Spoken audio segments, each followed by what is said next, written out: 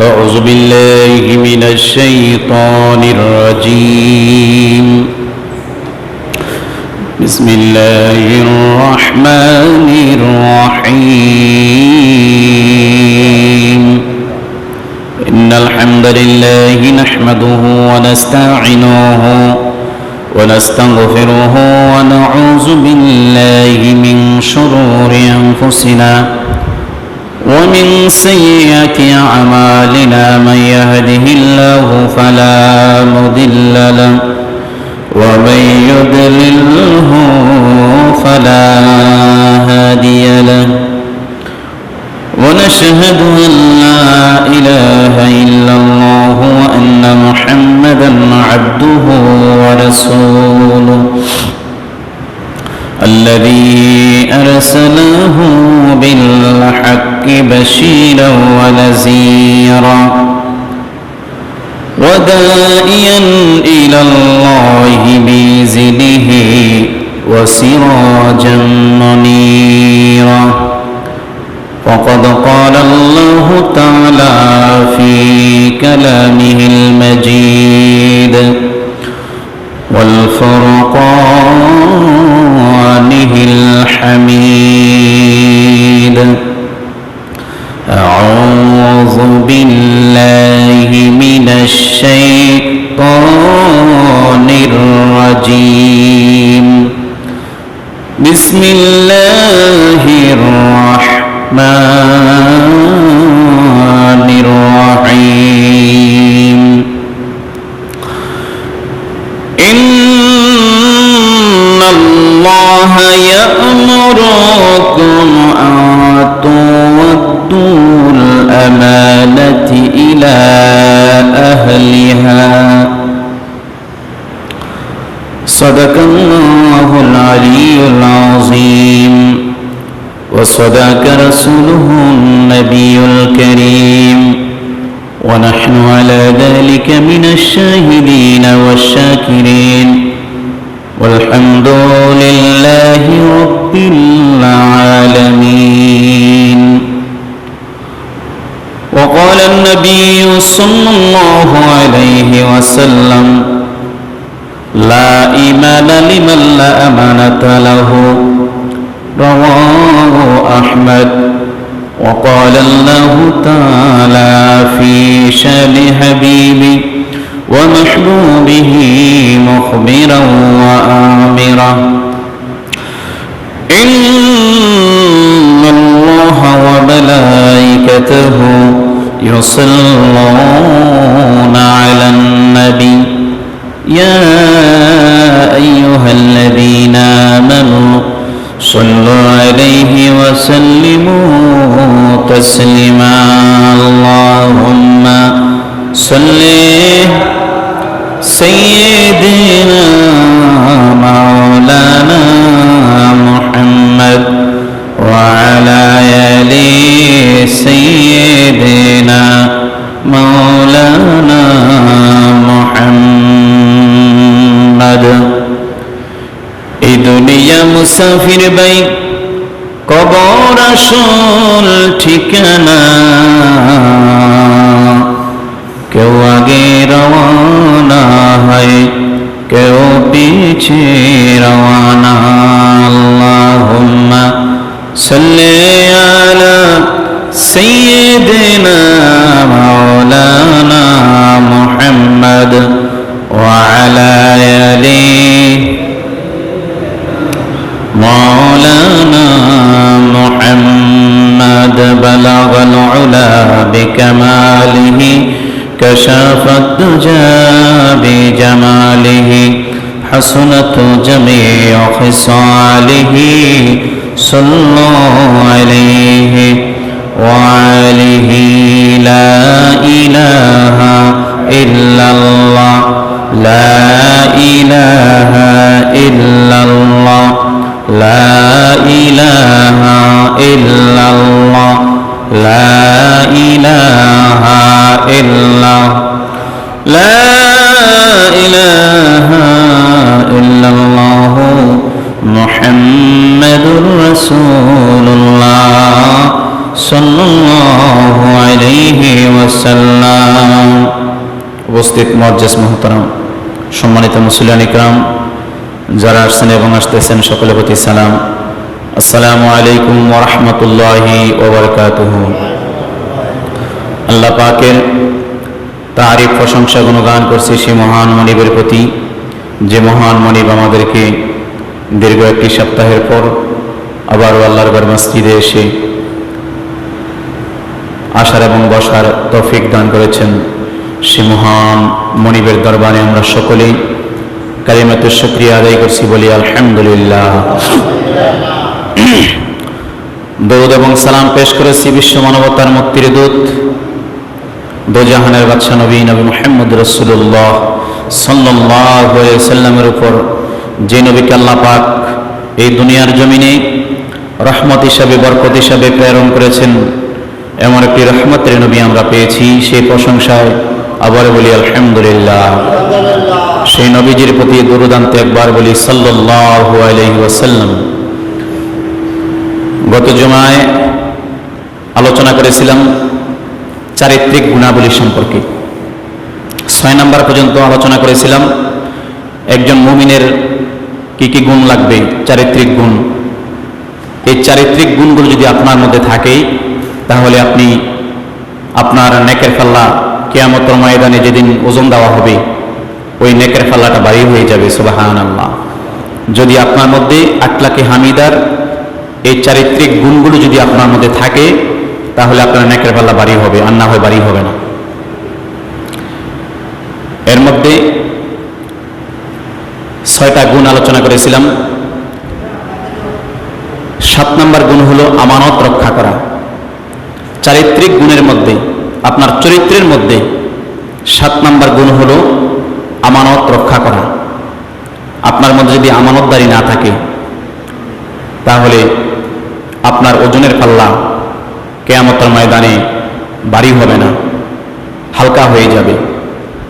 আল্লাহ পাক বলেন পবিত্র কোরআনে সূরা নিসা আয়াত নাম্বার 58-তে আল্লাহ তাআলা বলেছেন আমানত রক্ষা করার জন্য, আমানতের মাল মালিকের কাছে পৌঁছে দেওয়ার জন্য। সূরা নিসা 58 নম্বর আয়াতে আল্লাহ পাক বলেন বিসমিল্লাহির রহমানির রহিম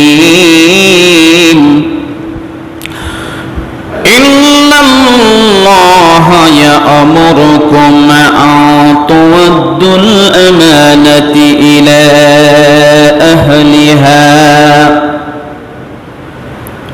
আল্লাহ পাক বলেন নিশ্চয়ই আল্লাহ তোমাদের আদেশ দিচ্ছেন আমানত সমূহ তার মালিকের নিকট দেওয়ার জন্য।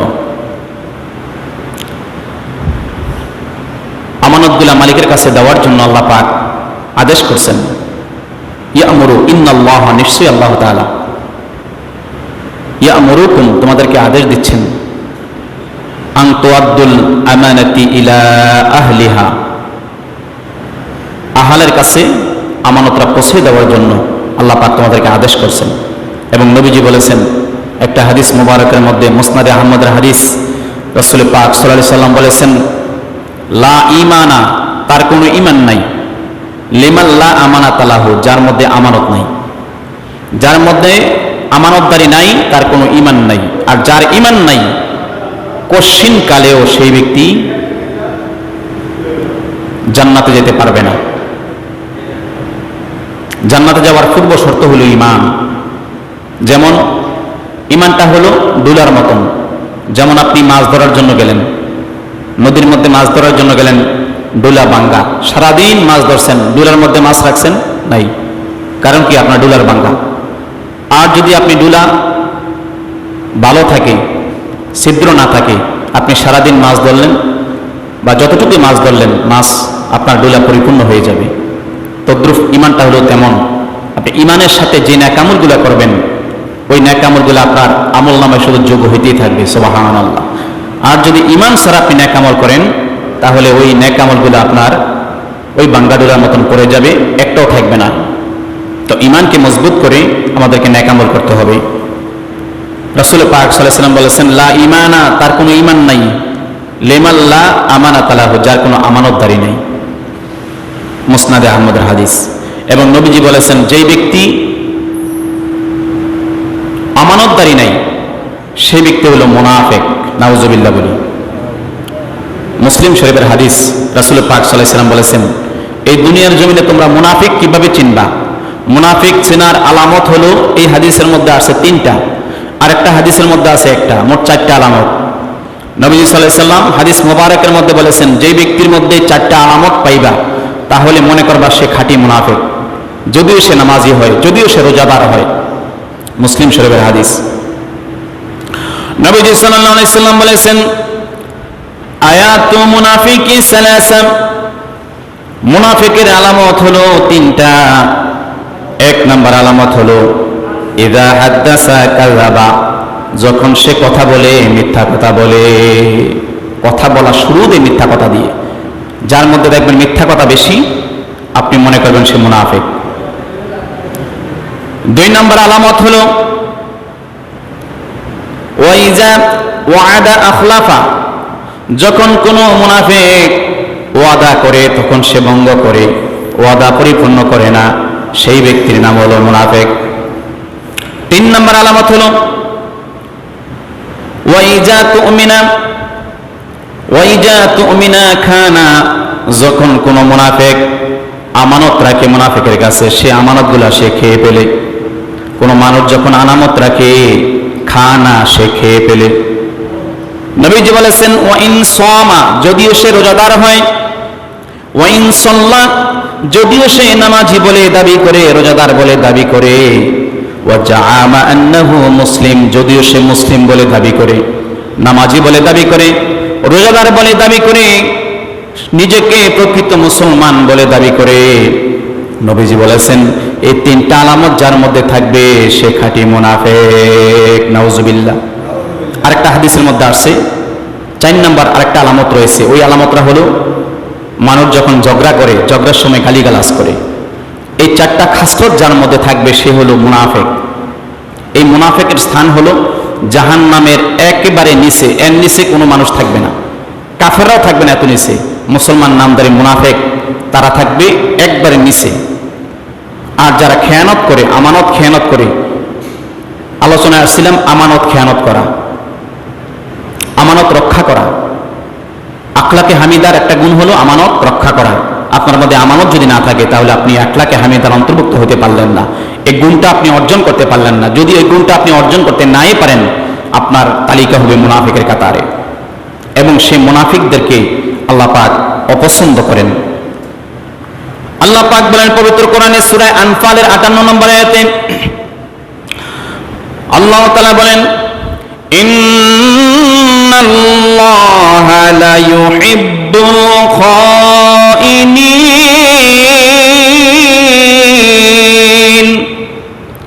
আল্লাহ পাক সূরা আনফাল আয়াত নাম্বার 58 তে আল্লাহ তাআলা বলেন, ইন্নাল্লাহা, নিশ্চয়ই আল্লাহ তাআলা, লা ইউহিব্বু, পছন্দ করে না, ভালোবাসে না, খাইনিন, যারা খেয়ানতকারী। দুনিয়ার মধ্যে যারা খেয়ানত করে, আমানতকে খেয়ানত করে, আল্লাহ পাক তাদেরকে কোনোদিন পছন্দ করে না, ভালোবাসে না। আল্লাহ তাআলার ভালোবাসার পূর্ব শর্ত হলো আমানতকে রক্ষা করা।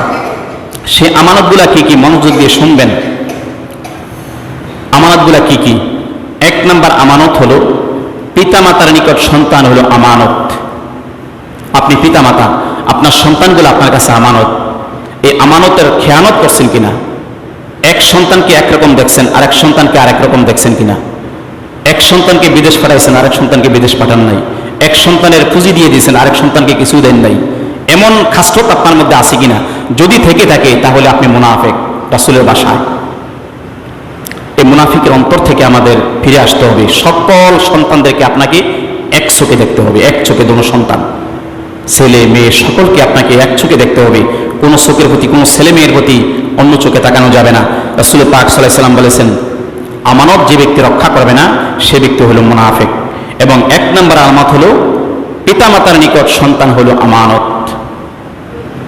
এখন সেই পিতামাতার সন্তানের হকগুলো সে আদায় করতে পারছে কিনা? সন্তানটাকে সুন্দর মতো নেক সন্তান বানাইতে পারছে কিনা? আমানতের রক্ষা করতে পারছেন কিনা? একটু চিন্তা করে দেখেন, আপনার সন্তানটাকে আপনি নেক সন্তান বানাইতে পারছেন কিনা? আপনি যখন মারা যাবেন আপনার সন্তানটা সামনে দাঁড়িয়ে আপনার জানাজার নামাজটা পড়তে পারবে কিনা? জানাজার নামাজের যে আমরা দোয়া করি, 4টা তাকবীর দিই, আপনাদের অনেক সন্তান আছে 4টা তাকবীরে কি পড়ে সে ওইটাও বলতে পারে না। আপনি সন্তান কেমন মানুষ করছেন, আপনার বিবেককে চিন্তা করে দেখেন, আপনার সন্তানের হকগুলো আপনি কতগুলো আদায় করেছেন। আপনার সন্তানটাকে আপনি জানাজার 4টা তাকবীরও শিখাইতে পারলেন না, কিয়ামতের ময়দানে আপনি কি জবাব দিবেন? সে সন্তান যদি আপনার জানাজার নামাজটা পড়ে, এই উসিলায় হয়তো আল্লাহ পাক আপনাকে মাফ করে দিতে পারে। সুবহানাল্লাহ। সন্তানটাকে নেক সন্তান করে যান, সন্তানের হকগুলো আদায় করে যান, সন্তানও আপনার হক আদায় করবে। 1 নাম্বার হলো পিতামাতার নিকট সন্তান আমানত। এই আমানতের যদি আপনি খেয়ানত করেন, কিয়ামতের ময়দানে মুনাফিকের কাতারে আপনার স্থান হবে, নাউজুবিল্লাহ বলি। সন্তানের প্রতি এক নজরে তাকাবেন। বিয়ে করছে, বড় বউ মারা গেছে বা ছাইরা দিছে, ছোট বউর সন্তানকে দেখে একরকম, বড় বউর সন্তানকে দেখে একরকম। অনেক বাবা মা আছে এভাবে। আপনি মুনাফিকের কাতারে কিয়ামতের ময়দানে দাঁড়াইতে হবে। আল্লাহ পাক যেন আমাদের সকলকে বুঝার আমল করার তৌফিক দান করে, বলি আমিন। 2 নাম্বার হলো সন্তানের নিকট পিতামাতা আমানত। সন্তান যদি পিতামাতা যদি সন্তানের হকগুলো আদায় করে, সন্তান অটোমেটিক পিতামাতার হকগুলো আদায় করবে, কোনো সন্দেহ নেই। যেমন কান কাটলে মাথা আসে, আপনি যখন কোনো বডির একটা ধরে টান দিবেন পুরা শরীরে চলে আসবে। আপনি যখন সন্তানটাকে ওইভাবে লালন পালন করবেন, আপনি যখন সন্তানের হকগুলো আদায় করবেন, সন্তানটাকে নেক সন্তান বানাবেন, ওই নেক সন্তান অটোমেটিক আপনার হক আদায় করার জন্য সে প্রচেষ্ট হয়ে চেষ্টা চালাবে, চেষ্টা করার জন্য চেষ্টা করবে আপনার হকগুলো আদায় করার জন্য। যদিও না পারে আপনার কাছে মাপ চাবে, বাবা আপনার হকগুলো আদায় করতে পারতেছি না, কারণ আমি গরিব মানুষ, আমাকে তো কোনো কিছু একটা করে দেন নাই, যাই চলতেছি আমি, এরপরও আপনার জন্য এটা আনছি। এরপরও সেই নেক সন্তানটা আপনার জন্য অনেক কিছু করার চেষ্টা করবে। নেক সন্তান রেখে যান দুনিয়াতে। নেক সন্তান দুনিয়াতে রাখার পরে আপনি যখন কবরে যাবেন, ওই নেক সন্তানের ঘরে আরেকটা নেক সন্তান আসবে, ওই নেক সন্তানের ঘরে আরেকটা নেক সন্তান আসবে। এইভাবে করে আপনার আমলনামা ভরপুর হয়ে যাবে। সওয়াবে বলুন সুবহানাল্লাহ। আল্লাহ পাক যেন আমাদের সকলকে যেন এই নেক সন্তান রাখার দুনিয়াতে তৌফিক দান করে, সকলে বলি আল্লাহুম্মা আমিন। সন্তানের নিকট পিতামাতা আমানত। ওই সন্তান যদি পিতামাতার হকগুলো আদায় না করে, আমানতের রক্ষা না করে, কিয়ামতের ময়দানে সে মুনাফিকের কাতারে দাঁড়াইতে হবে, নাউজুবিল্লাহ বলি। 3 নাম্বার হলো স্ত্রী স্বামীর নিকট আমানত। একটা মেয়ে সারা জীবনের জন্য আপনার বাড়িতে চলে আসছে, মা বাবা ছেড়ে, সকল কিছু ছেড়ে দিয়ে এই স্ত্রীর উপর আপনি নির্যাতন করছেন কিনা, সেই স্ত্রীর হক আদায় করতে পারছেন কিনা, আপনি আপনার বিবেককে প্রশ্ন করেন। স্ত্রী হলো স্বামীর নিকট আমানত। এই আমানতের রক্ষা যে ব্যক্তি না করবে, কিয়ামতের ময়দানে সেই ব্যক্তি মুনাফিকের কাতারে দাঁড়াইতে হবে। এবং স্বামীর সম্পদ হলো স্ত্রীর কাছে আমানত। ওই স্ত্রীরা স্বামীর সম্পদগুলো ঠিক মতো রাখছে কিনা, না জোলা করছে বা বিভিন্ন জায়গার মধ্যে দিয়ে দিছে, স্ত্রীও আল্লাহ দরবারে জবাবদিহি করতে হবে, না হয় কিয়ামতের ময়দানে মুনাফিকের কাতারে দাঁড়াইতে হবে।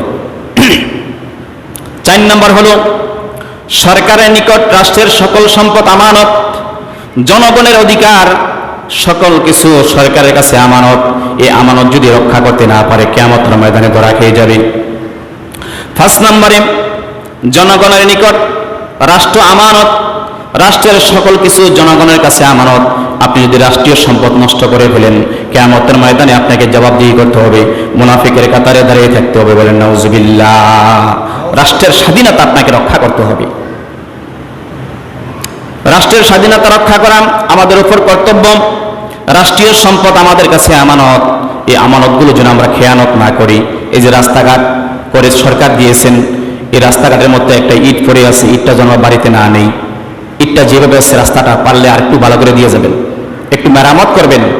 যতদিন রাস্তাটা মেরামত থাকবে, মানুষ চলাফেরা করবে, আপনার আমলনামায় সদকায়ে জারিয়া শুধু পৌঁছে থাকবে, বলেন সুবহানাল্লাহ। আর আমরা কিছু জনগণ আছি, ইট একটা খুলছে কেন, আরেকটা নিয়ে যাই, এইভাবে করে রাস্তা শেষ। রাষ্ট্রীয় সম্পদ আমরা নষ্ট করি, কিয়ামতের ময়দানে আমাদের জবাবদিহি করতে হবে আমানত খেয়ানত করার কারণে। রাষ্ট্রীয় সম্পদ রক্ষা করা, অপচয় না করা, এগুলো আমার উপর আমানত। এই আমানত যেন আমরা রক্ষা করতে পারি, আল্লাহ পাক যেন তৌফিক দান করে, বলি আমিন। 6 নম্বর হলো কোনো কাজের দায়িত্ব এবং কর্তব্য হলো আমানত। এই আমানত আমাদেরকে রক্ষা করতে হবে। আল্লাহ পাক যেন আমাদের সকলকে যেন এই আমানতগুলো আদায় করার তৌফিক দান করে, সকলে বলি আল্লাহুম্মা আমিন। এখন এই আমানতগুলো যারা রক্ষা করবে না, তারা হলো মুনাফিক। এই মুনাফিক সম্পর্কে আল্লাহ পাক পবিত্র কোরআনে সূরা মুনাফিকুন আয়াতের প্রথম আয়াতের শেষ দিকে বলছেন, সূরা মুনাফিকুন 1 নম্বর আয়াতের শেষের দিকে আল্লাহ পাক বলছেন, ওয়াল্লাহু ইয়াশহাদু ইন্নাল মুনাফিকিনা লাকাযিবুন। সূরা মুনাফিকুনের 1 নম্বর আয়াতের শেষের দিকে আল্লাহ তাআলা বলেন, আল্লাহ তাআলা সাক্ষী দিচ্ছেন, আল্লাহ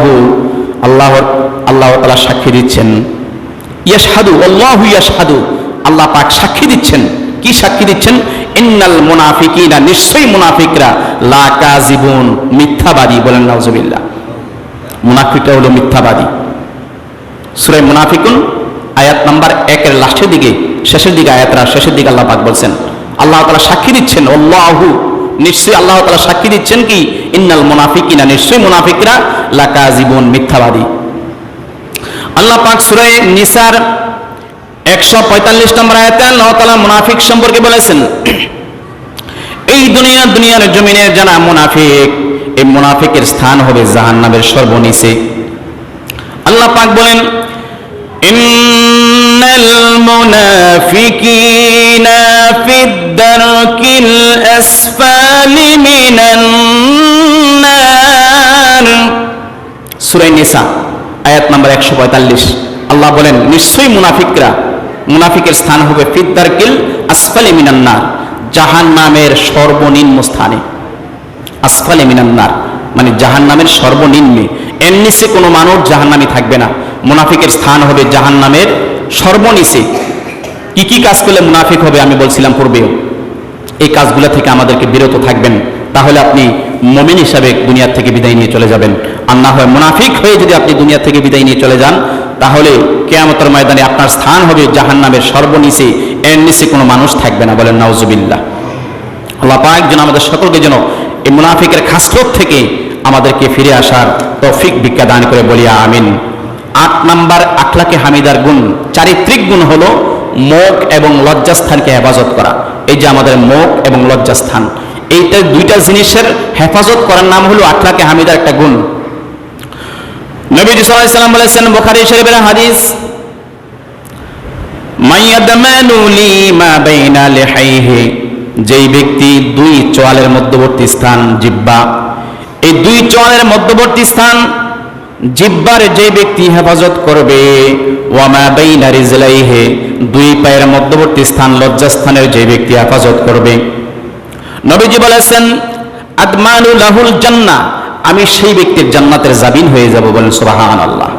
বুখারী শরীফের হাদিস, যে ব্যক্তি 2 চোয়ালের মধ্যবর্তী স্থান জিহ্বা এবং 2 রানের মধ্যবর্তী স্থান লজ্জাস্থান, 2 পায়ের মধ্যবর্তী স্থান লজ্জাস্থান, এই 2টা স্থানের যে ব্যক্তি হেফাজত রাখবে, খারাপ জায়গায় খরচ করবে না, ওই ব্যক্তির জন্য আমি নবীজি জান্নাতের জামিন হয়ে যাব। সুবহানাল্লাহ বলি। এই মুখ আপনাকে জান্নাতে নিয়ে যাবে, আবার এই মুখ আপনাকে জাহান্নামে নিয়ে যাবে। অর্থাৎ আপনি এই মুখ দিয়ে যদি আপনি সত্য সাক্ষী না দিয়ে মিথ্যা সাক্ষী দেন, এই একটা সাক্ষী যথেষ্ট কিয়ামতের ময়দানে আপনাকে জাহান্নামে নেওয়ার জন্য। এই মুখ দিয়ে যদি আপনি খারাপ কথা বলেন, এই মুখ দিয়ে যদি আপনি মানুষের গালিগালাজ করেন, এই মুখ দিয়ে যদি আপনি মানুষের উপর অত্যাচার করেন, এই মুখটাই যথেষ্ট হয়ে যাবে আপনাকে জাহান্নামে নেওয়ার জন্য। আবার এই মুখ দিয়ে যদি আপনি কোরআন তেলাওয়াত করেন, এই মুখ দিয়ে যদি আপনি মানুষকে সৎ উপদেশ দেন, সৎ কাজের আদেশ দেন, অসৎ কাজের নির্দেশ করেন, নিষেধ করেন, এই মুখ দিয়ে যদি আপনি কোরআন তেলাওয়াত করেন, এই মুখ দিয়ে যদি আপনি আযান দেন, এই মুখ দিয়ে আমি যত নেক আমল করেন, এই মুখ আপনাকে জান্নাত পর্যন্ত পৌঁছে দিবে। সুবহানাল্লাহ। এবং নবীজি বলেছেন, ওয়া মা বাইনা রিজলাইহি, 2 পায়ের মধ্যবর্তী স্থান, যুবক অবস্থায় 2 পায়ের মধ্যবর্তী স্থানটা হেফাজত করা বড়ই কঠিন।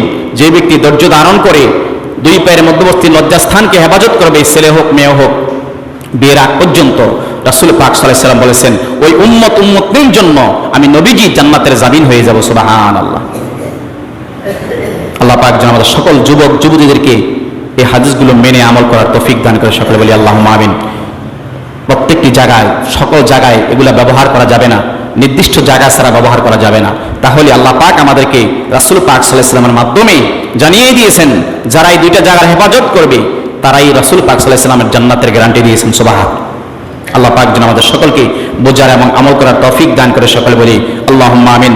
এবং মিজানের পাল্লা, আপনার ওজনের পাল্লা ভারী হবে এই কাজগুলা থেকে। আপনাদেরকে আখলাকে হামিদা গ্রহণ করলে আপনার ওজনের পাল্লা ভারী হবে। আর আখলাকে জামিমা পরবর্তীতে আসতেছে।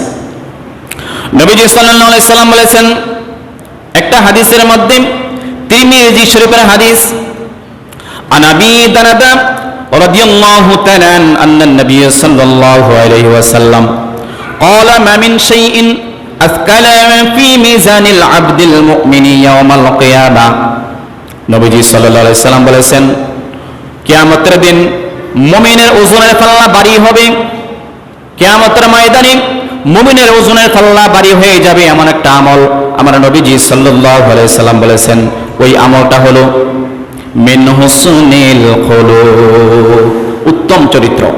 যার মধ্যে উত্তম চরিত্র থাকবে, চারিত্রিক গুণাগুলি থাকবে।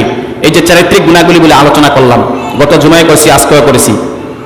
এই চারিত্রিক গুণগুলো যাদের মধ্যে থাকবে আমার নবীজি বলেছেন সেই ব্যক্তির আমল নামায় আসকালা ফিল মিজানে, মিজানের পাল্লা তার ভারী হয়ে যাবে। সুবহানাল্লাহ। এবং নবীজি বলেছেন ওয়া ইন্নাল্লাহা ইউবগিদু ফাহিশাল বাজিয়া, রাওয়াহু তিরমিজি ও তিরমিজি শরীফের হাদিস। নবীজি বলেছেন নিশ্চয়ই আল্লাহ তাআলা অশ্লীল এবং চরিত্রহীনদেরকে আল্লাহ পাক ঘৃণা করেন। আল্লাহ পাক ওয়া ইন্নাল্লাহা, নিশ্চয়ই আল্লাহ তাআলা, ইউবগিদু শব্দটা হলো ঘৃণা করা। আল্লাহ পাক, নিশ্চয়ই আল্লাহ পাক ওই ব্যক্তিদেরকে ঘৃণা করে। কাদেরকে? ফাহিশা, যে ব্যক্তি অশ্লীলবাসী, বাজিয়া এবং চারিত্রিক ঠিক নাই, যার চারিত্রিক ঠিক নাই এবং অশ্লীলবাসী, তাদেরকে আমার আল্লাহ পাক তাদেরকে ঘৃণা করে, বলে নাউজুবিল্লাহ। এখন আপনার মধ্যে আল্লাহ তাআলা ঘৃণা করবে কেন? যদি আপনার মধ্যে তাকওয়া না থাকে, যদি আপনার মধ্যে ওয়াদা পালন না থাকে, যদি আপনার মধ্যে সত্যবাদিতা না থাকে, যদি আপনার মধ্যে ধৈর্য না থাকে, যদি আপনার মধ্যে শালীনতা লজ্জাশীলতা না থাকে, যদি আপনার মধ্যে সৃষ্টির প্রতি দয়া না থাকে, যদি আপনার মধ্যে মদ এবং লজ্জাস্থানের হেফাজত না থাকে, যদি আপনার মধ্যে আমানত রক্ষা না থাকে, এই গুণগুলো যদি আপনার মধ্যে না থাকে, আমার নবীজি সাল্লাল্লাহু আলাইহি সাল্লাম বলেছেন আল্লাহ পাক আপনাকে ঘৃণা করে, নাউজুবিল্লাহ বলি। ওই ব্যক্তিরাই কিয়ামতের ময়দানে মুনাফিকের কাতারে দাঁড়িয়ে থাকবে, নাউজুবিল্লাহ বলি। আল্লাহ পাক যেন আমাদের সকলকে এগুলা থেকে হেফাজত করে, বলি আমিন। নবীজি সাল্লাল্লাহু আলাইহি সাল্লাম আরেকটা হাদিসের মধ্যে আছে কোন নেক আমলগুলা জান্নাতের মধ্যে নিয়ে যায় এবং কোন নেক আমল, কোন আমলগুলা জাহান্নামের মধ্যে নিয়ে যায়। একটা হাদিসের মধ্যে রাসূল পাক সাল্লাল্লাহু আলাইহি সাল্লাম বলেছেন, তিরমিজি শরীফের হাদিস, আন আবি হুরায়রা রাদিয়াল্লাহু তাআলা قال سئل রাসূলুল্লাহ সাল্লাল্লাহু আলাইহি ওয়াসাল্লাম, আবু হুরায়রা রাদিয়াল্লাহু তাআলা হাদিস বর্ণনা করেন, তিনি বলেছেন সুইলা রাসূলুল্লাহ সাল্লাল্লাহু আলাইহি ওয়াসাল্লাম, রাসূল পাক সাল্লাল্লাহু আলাইহি ওয়াসাল্লামকে সাহাবীরা প্রশ্ন করলেন, ইয়া রাসূলুল্লাহ, ইয়া হাবিবাল্লাহ, আন আকসারা মা ইউদখিলুন নাসাল জান্নাতা, জান্নাতের মধ্যে মানুষ কোন নেক আমল কারণে মানুষ জান্নাতে বেশি প্রবেশ করবে? সুবহানাল্লাহ। রাসূল পাক সাল্লাল্লাহু আলাইহি ওয়াসাল্লামকে জিজ্ঞাসা করলেন সাহাবীরা, আন আকসারা মা ইউদখিলুন নাসা জান্নাতা, কোন নেক আমল করলে মানুষ জান্নাতে বেশি প্রবেশ করবে? রাসূল পাক সাল্লাল্লাহু আলাইহি ওয়াসাল্লামকে প্রশ্ন করলেন সাহাবীরা। ক্বালা, রাসূল পাক সাল্লাল্লাহু আলাইহি ওয়াসাল্লাম বলেছেন তাকওয়াল্লাহ, যে ব্যক্তির মধ্যে আল্লাহ তাআলার তাকওয়া বেশি থাকবে, আল্লাহর ভয় যার মধ্যে থাকবে, সেই ব্যক্তির জান্নাতের মধ্যে বেশিরভাগ প্রবেশ করবে। সুবহানাল্লাহ। 2 নম্বর হলো ওয়া হুসনুল খুলুক, যার চরিত্র ভালো, আল্লাহকে বেশি বেশি ভয় করে এবং যার চরিত্র সবচেয়ে সুন্দর, যার মধ্যে চারিত্রিক গুণাবলী রয়েছে, ওই ব্যক্তিরাই জান্নাতের মধ্যে বেশিরভাগ যাবে। সুবহানাল্লাহ। সুইলা, আবারও প্রশ্ন করলেন সাহাবীরা, ইয়া রাসূলুল্লাহ, ইয়া হাবিবাল্লাহ, আন আকসারা মা ইউদখিলুন নাসান নার, জাহান্নামের মধ্যে কি আমল দ্বারা বেশি বেশি মানুষ প্রবেশ করবে? আমরা একটু জানি না, আমাদের একটু জানিয়ে দেন। নবীজি বলেছেন, ক্বালা, তিনি বলেন, আল ফামু ওয়াল ফারাজ, একটা হলো মুখ আর একটা হলো লজ্জাস্থান। এই দুইটা স্থানের কারণে মানুষ, হেফাজত না করার কারণে মানুষ বেশিরভাগ জাহান্নামে যাবে, বলেন নাউজুবিল্লাহ। মুখের কারণে মানুষ জাহান্নামে যাবে।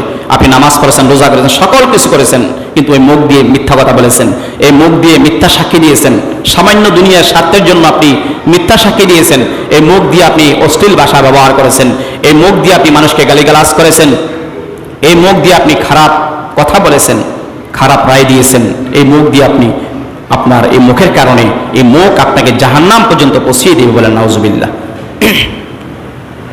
নবীজি সাল্লাল্লাহু আলাইহি সাল্লাম এইভাবে করে আমাদেরকে জানিয়ে দিয়েছেন, ও আমার সাহাবীরা, এই দুইটা আমল, যেই ব্যক্তি এই দুইটা জিনিসের হেফাজত করবে না ওই ব্যক্তিরাই বেশিরভাগ জাহান্নামে যাবে। এক নম্বর হলো ফামু শব্দের হলো মুখ, রসনা। এই মুখের যে ব্যক্তি হেফাজত করবে না সেই ব্যক্তিরাই জাহান্নামে যাবে। ওয়াল ফারাজ, এবং লজ্জাস্থানের যেই ব্যক্তি হেফাজত করবে না ওই ব্যক্তিরাই জাহান্নামে চলে যাবে বলেন নাউজুবিল্লাহ। এই জন্য আমাদেরকে আখলাকে হামিদার চারিত্রিক গুণাগুলি এমনভাবে অর্জন করবেন যাতে করে আপনি দুনিয়াতে যখন আসলেন, যখন আসার সময় আপনার দাদি, আপনার নানি, আপনার প্রতিবেশী, আপনি কাঁদছেন, তারা হাসছে। কবি বলেছেন, তুমি এসেছিলে ভবে, কেঁদেছিলে তুমি, হেসেছিলে সবে, এমন জীবন গড় গঠন, মরিলে হাসিবে তুমি, কাঁদিবে ভুবন। আপনার জন্য আপনার এলাকা কাঁদবে, এমন একটা চরিত্র আপনার মধ্যে রাখতে হবে। আপনি যখন মারা যাবেন আপনার সমাজবাসী আপনার জন্য দোয়া করবে, হায় রে এমন একটা ভালো লোক ছিল সমাজের মধ্যে, আজকে মারা গেল, আফসোস করবে। এই আফসোস করার সাথে সাথে আপনার আমল নামায় শুধু নেক পৌঁছতে থাকবে। সুবহানাল্লাহ। আপনি মসজিদে আসছেন, আপনি যখন দুনিয়া থেকে মারা যাবেন, এই যে আপনি পায়ে হেঁটে মসজিদের মধ্যে আসলেন, মসজিদের জন্য অপেক্ষা করলেন, এই জায়গাগুলো আপনার জন্য কাঁদবে। আল্লাহ, এই মানুষটা তো আজকে আমাকে পারাচ্ছে না, আল্লাহ তুমি তাকে মাফ করে দাও। আপনি ওযু করলেন, ওযু করার সাথে সাথে আপনার ওযুর জায়গাটা আপনার জন্য কাঁদবে। এই যে আপনার মসজিদে নামাজ পড়ার জন্য আসলেন, ফরজটা নামাজ পড়ার পরে মসজিদের বিভিন্ন জায়গার মধ্যে সেজদা করার চেষ্টা করবেন, শুধু এক জায়গা নয়। আমরা কিছু আছি ফরজ শেষ হইলে এই জায়গাতে সুন্নত পড়ার চেষ্টা করি, যে হুজুর যে সামনে বাইর হইব এই চেষ্টাও, এই জায়গাও রায় না, এই জায়গার মধ্যে দাঁড়ায়। এক জায়গার মধ্যে সবসময় সুন্নত পড়বেন না, মসজিদের বিভিন্ন জায়গার মধ্যে সেজদা করার চেষ্টা করবেন। প্রত্যেকটা জায়গা আপনার জন্য আল্লাহ দরবারে সাক্ষী দিবে, আল্লাহ আমি মসজিদের এই জায়গার মধ্যে এই লোকটা সেজদা করেছে। প্রত্যেকটা জায়গা সেজদা করার চেষ্টা করবেন, আল্লাহ পাক যেন তৌফিক দান করে। প্রত্যেকটা জায়গা আপনার জন্য কাঁদবে, আল্লাহ এই লোকটা আজকে নাই, আমি মসজিদের মধ্যে সেজদা করার লোকটা নাই, আজকে দুনিয়া থেকে বিদায় নিয়ে চলে গেছে, আল্লাহ তুমি তাকে মাফ করে দাও। আপনার যত দুনিয়াতে নেক আমল করেছেন, আখলাকে হামিদাগুলো গ্রহণ করে নিয়েছেন, এগুলো আপনার কাছে আল্লাহর কাছে দোয়া করবে, আল্লাহ আপনি তাকে মাফ করে দেন। এই জন্য এমন চরিত্র আমাদেরকে গঠন করতে হবে যে চরিত্রটা দেখলে মানুষ আমাদের জন্য দোয়া করে। আর এমন চরিত্র গঠন করবেন না যে চরিত্র মানুষ ধিক্কার জানায়। একটা লোক যখন সমাজ থেকে মারা যায়, যদি চরিত্র ভালো না থাকে, খারাপ মানুষ হয়, তাহলে সে শুধু মানুষ নয়, সারা দুনিয়াটা তার জন্য বদদোয়া করে, আল্লাহ এই খারাপ লোকটা দুনিয়া থেকে বিদায় নিয়ে চলে গেছে, ভালো হয়েছে, সমাজটা শান্তি হয়েছে, দেশটা শান্তি হয়েছে।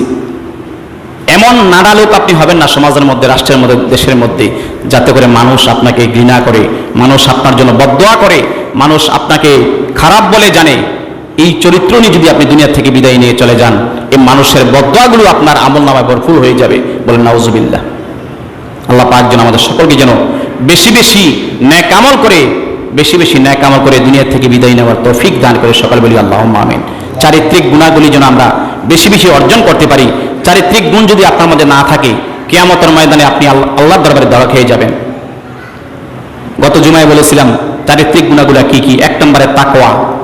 তাকওয়া যদি আপনার মধ্যে না থাকে তাহলে আপনি খাঁটি মুমিন মুসলমান হইতে পারবেন না। আপনি আপনার মধ্যে চারিত্রিক সে গুণগুলো আর থাকবে না। 2 নম্বরে ওয়াদা পালন, 3 নম্বরে সত্যবাদিতা, 4 নম্বরে ধৈর্য, 5 নম্বরে শালীনতা, লজ্জাশীলতা, 6 নম্বরে সৃষ্টির প্রতি দয়া, 7 নম্বরে আমানত রক্ষা করা, 8 নম্বরে মুখ ও লজ্জাস্থানের হেফাজত করা। আরো বহু আছে, এগুলো উল্লেখযোগ্য বলছিলাম। এই উল্লেখযোগ্য আখলাকে হামিদা অর্থাৎ প্রশংসনীয় চরিত্র, চারিত্রিক গুণ, এই গুণগুলো আমাদেরকে অর্জন করতে হবে। আর না হয় কিয়ামতের ময়দানে আমাদের আমলনামাটা ভারী হবে না, আমাদের আমলনামাটা হালকা হয়ে যাবে। এই জন্য রাসূল পাক সাল্লাল্লাহু আলাইহি সাল্লাম আমাদের নিকট যে চরিত্র নিয়ে এসেছেন সেই চরিত্রটা আমাদেরকে গ্রহণ করতে হবে। যে চরিত্রগুলো আলোচনা করেছিলাম সমস্ত চরিত্রগুলো আমার নবীজির চরিত্র, বলুন সুবহানাল্লাহ। আল্লাহ পাক পবিত্র কোরআনে বলেছেন, লাকাদ কানা লাকুম ফি রাসূলিল্লাহি উসওয়াতুন হাসানাহ। আল্লাহ পাক পবিত্র কোরআনে বলেছেন তাদের জন্য রাসূল পাক সাল্লাল্লাহু আলাইহি সাল্লামের মধ্যে সুন্দরতম আদর্শ রয়েছে, তাদের জন্য রাসূল পাক সাল্লাল্লাহু আলাইহি ওয়াসাল্লামের মধ্যেই সুন্দরতম আদর্শ রয়েছে। অর্থাৎ রাসূল পাক সাল্লাল্লাহু আলাইহি ওয়াসাল্লাম যে আদর্শ নিয়ে এসেছেন, এই আদর্শটা আল্লাহ পাক গ্রহণ করার জন্য উৎসাহিত করেছেন। উত্তম চরিত্র রাসূল পাক সাল্লাল্লাহু আলাইহি ওয়াসাল্লামের আদর্শগুলো আমাদেরকে গ্রহণ করার জন্য আল্লাহ পাক পবিত্র কোরআনে আমাদেরকে উৎসাহিত করেছেন। এবং যারা রাসূল পাক সাল্লাল্লাহু আলাইহি ওয়াসাল্লামের এই আদর্শগুলো গ্রহণ করে নিবে, রাসূল পাক সাল্লাল্লাহু আলাইহি ওয়াসাল্লামের মাধ্যমে আল্লাহ পাক জানিয়ে দিয়েছেন, লিমান কানা ইয়ারজুল্লাহ, যারা আল্লাহকে পেতে চায়, রাসূলের আদর্শ গ্রহণ করে যারা আল্লাহকে পেতে চায়, ওয়াল ইয়াউমাল আখিরা, যারা আখিরাতে নাজাত চায়, ওয়া যাকারাল্লাহা কাসীরা, যারা অধিক পরিমাণ আল্লাহকে স্মরণ করতে চায়, তারা যেন বেশি বেশি আমার নবীজির আখলাকগুলো গ্রহণ করে নেয়, চরিত্রগুলো গ্রহণ করে নেয়। সুবহানাল্লাহ। নবীজি যেভাবে আমাদেরকে চরিত্র শিখিয়ে গিয়েছেন, আখলাকে হামিদাগুলো শিখিয়ে গিয়েছেন, ওই চরিত্রগুলো আমাদেরকে গ্রহণ করার জন্য আল্লাহ পাক আমাদেরকে আদেশ করেছেন এবং উৎসাহিত করেছেন। আল্লাহ পাক বলেছেন, তাদের জন্য রাসূল পাক সাল্লাল্লাহু আলাইহি ওয়াসাল্লামের মধ্যে রয়েছে উত্তম আদর্শ। রাসূল পাক সাল্লাল্লাহু আলাইহি ওয়াসাল্লামের আদর্শগুলো আমাদেরকে গ্রহণ করার জন্য আল্লাহ পাক বলেছেন, এই রাসূল পাক সাল্লাল্লাহু আলাইহি ওয়াসাল্লামের আদর্শগুলো যদি আমরা গ্রহণ করি, তাহলে আমরা আল্লাহকে পাবো, তারপরে আখিরাতে নাজাত পাবো, তারপরে আল্লাহর বেশি বেশি স্মরণ হয়ে যাবে। এই তিনটা আমল আমাদের হয়ে যাবে রাসূল পাক সাল্লাল্লাহু আলাইহি ওয়াসাল্লামের আদর্শগুলো যদি আমরা গ্রহণ করে নিই। এবং নবীজি সাল্লাল্লাহু আলাইহি ওয়াসাল্লামের উপর আল্লাহ পাক আরেকটা আয়াত নাজিল করে জানিয়ে দিয়েছেন, সূরা হাশরের 7 নম্বর আয়াতে আল্লাহ পাক বলেন, ওয়া মা আতাকুমুর রাসূলু ফাখুযু, নবীজি তোমাদের নিকট যা কিছু নিয়ে এসেছেন ওই আদর্শগুলো তোমরা গ্রহণ করে নাও, ওয়া মা নাহাকুম, এবং তোমাদেরকে যা নিষেধ করেছেন, আনহু ফান্তাহু, এগুলো তোমরা বর্জন করো। অর্থাৎ আখলাকে হামিদাগুলো গ্রহণ করে নাও, আর আখলাকে জামিমাগুলা, নিন্দনীয় চরিত্রগুলা তোমরা ডিলিট করে দাও, তাহলে তোমরা কিয়ামতের ময়দানে নাজাত পেতে পারবা। আল্লাহ পাক যেন আমাদের সকলকে যেন আখলাকে হামিদাগুলা আমাদের অর্জন করার তৌফিক ভিক্ষা দান করে, সকলে বলি আল্লাহুম্মা আমিন। আখলাকে জামিমা আলোচনা করার সময় পেলাম না, আখলাকে জামিমা আলোচনা করতে গেলে আরো আধা ঘন্টা 45 মিনিট সময় লাগবে। আখলাকে জামিমাগুলা কি কি, অর্থাৎ নিন্দনীয় চরিত্রগুলা কি কি, এই নিন্দনীয় চরিত্রগুলা কি কি আগামী জুমা আলোচনা করার চেষ্টা করবো। আল্লাহ পাক যেন হায়াতে তাইয়্যিবা দান করে, আল্লাহ পাক যেন আমাদের সকলকে যেন আখলাকে হামিদাগুলো আমাদেরকে গ্রহণ করার তৌফিক ভিক্ষা দান করে। আখলাকে হামিদাগুলা গ্রহণ করার চেষ্টা করবেন, আর না হয় আপনার ওজনের পাল্লা কিয়ামতের ময়দানে ভারী হবে না। নিজে চরিত্রবান হবেন, সন্তানদেরকে চরিত্রবান বানিয়ে যাবেন।